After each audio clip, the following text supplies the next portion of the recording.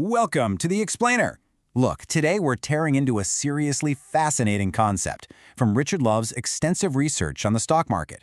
We're looking at a completely systematic approach to finding stocks that don't just grow steadily over time, but literally explode in value. If you've ever wondered how certain investors always seem to catch those massive waves while the rest of the crowd is left treading water, well, you're in the right place. We are going to break down the exact framework for identifying what Love calls superperformance stocks. Okay, let's dive into this. Does buying a superb company guarantee a superb stock? It's a question that challenges a lot of the conventional wisdom we've all heard. We're constantly told to just buy shares in famous, reliable companies, the absolute giants of industry, and just hold on to them forever. But Richard Love's research forces us to step back and ask, does a great reputation actually automatically mean it's a great investment? And that brings us to a really critical idea called the Cadillac fallacy.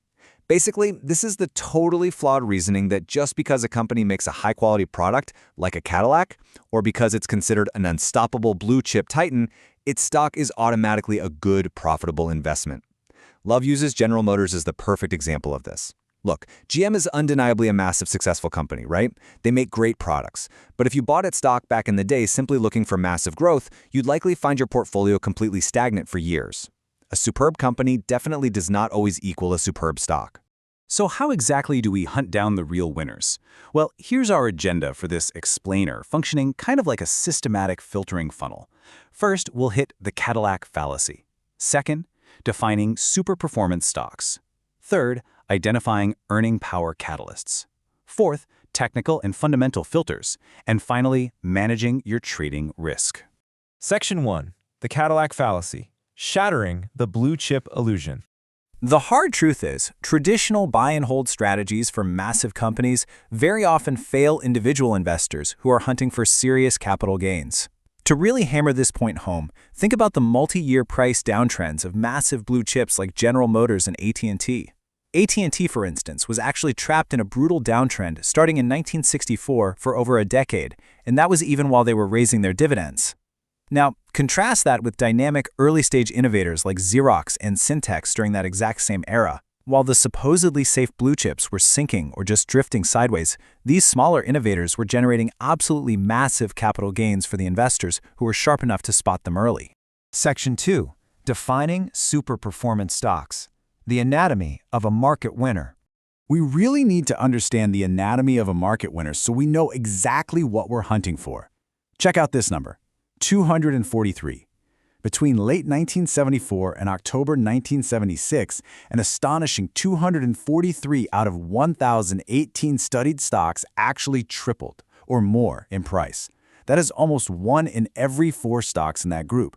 These massive gains aren't myths, guys. They happen systematically if you just know where to look. So, let's lay out the clear definition. A superperformance stock is a stock that increases in price by a minimum of 300%, literally tripling in value within a 2-year period. And what's incredibly important to grasp here is that these moves almost always begin as rebounds from a bear market low. The absolute best time to buy these stocks is usually when the general market looks like a complete and total disaster. That's when public pessimism is at its highest, but mathematically speaking, your risk is actually at its lowest. Section 3. Identifying earning power catalysts. Finding the spark. Okay, we know what a superperformance stock looks like. Now we have to find the spark that ignites these 300% price explosions. So the crucial point is summarized perfectly by this finding. About 38% of the superperformance price moves coincided with or briefly followed large increases in the reported quarterly earnings. When a company like Xerox suddenly has a massive revenue jump because they introduce new copiers, that reported earnings explosion is a tremendous trigger for the stock price. It's a game changer. But keep in mind, earnings explosions aren't the only catalysts out there. Here are the major sparks you need to be looking out for. First, the sudden earnings explosions we just mentioned. Second, new patent-protected products. Think of Syntex developing birth control pills back in the 1960s. Third, major natural resource discoveries, like when Texas Gulf Sulfur found that massive ore deposit. Fourth, favorable government policy changes that suddenly crack open entirely new markets. And fifth, dynamic new management driving a real turnaround, much like Chrysler experienced in 1962, when a brand new team came in and completely reversed their sliding sales. Section 4. Technical and fundamental filters. screening out the noise. All right, so we found the catalyst, but we still need to screen out the noise and identify the specific stocks primed for super performance well before the rest of the crowd catches on. Here are the key filters you apply. First up, small capitalization, ideally under 5 million shares outstanding. This is vital. A small supply of shares means that when good news hits and demand suddenly surges, the price is literally forced up rapidly. Second, you want a low initial price to earnings, or PE ratio, usually sitting somewhere between 10 and 15. Third, high price volatility and a floating supply imbalance. And fourth, good institutional sponsorship or backing from respected market leaders. Basically, you want to see that the smart money is starting to pay attention. And this brilliantly illustrates one of the most powerful concepts in all of investing: expandable PE ratios. The absolute biggest profits come from buying a stock at a low PE multiple, say around 10, and just holding it as crowd optimism grows. As the company starts succeeding, not only do their actual earnings go up, but overall investor psychology shifts. People become willing to pay a much higher multiple, expanding that PE from 10 up to 20 or even 30. You're getting a massive multiplier effect on your profits. Another incredibly powerful filter is financial leverage. Now, this is the use of debt, like bonds or preferred stock, built into a company's structure. During business recoveries, this leverage causes the common share earnings to violently swing upward. Now, while leverage definitely adds risk, in cyclical companies or low-price stocks, it actually provides the extreme high-octane volatility that is entirely necessary for a stock to triple in price. Section 5. Managing your trading risk. Securing the bag.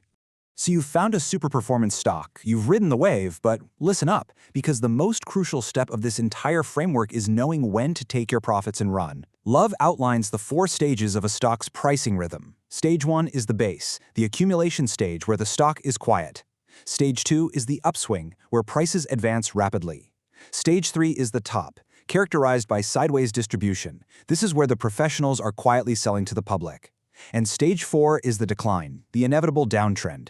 In this Wall Street version of musical chairs, you absolutely must sell during the top stage, right before the music stops and the decline begins. You also really need to be aware of the hidden dangers lurking in the market. Watch out for stock exchange specialists. According to the research, they can use heavy short selling right at the top of a massive rally to force price declines, triggering a full-blown panic among retail investors.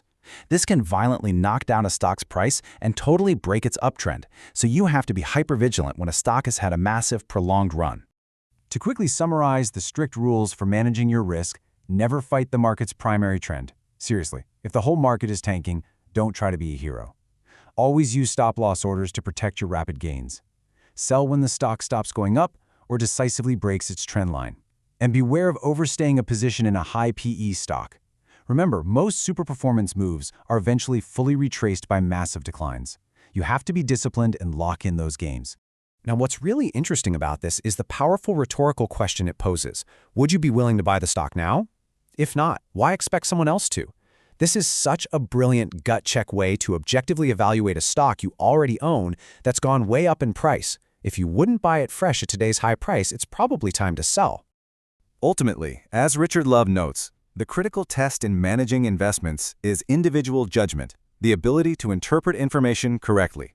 Look, anyone can read a financial news report or stare at a stock chart, but your true lasting success relies on your personal ability to anticipate these cycles, filter out the endless noise, and act decisively when the setup is exactly right.